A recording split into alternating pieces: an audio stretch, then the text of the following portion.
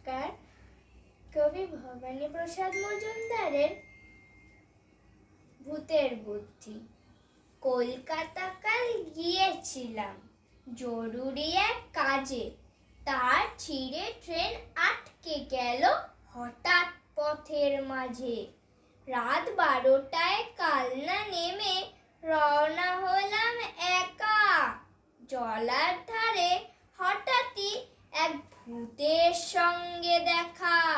ভূত বললে, দাঁড়া, এমন সুযোগ কি আর পাবো, এক্ষুনি তোর ঘাড় মুটকে রক্ত চুষেই খাবো।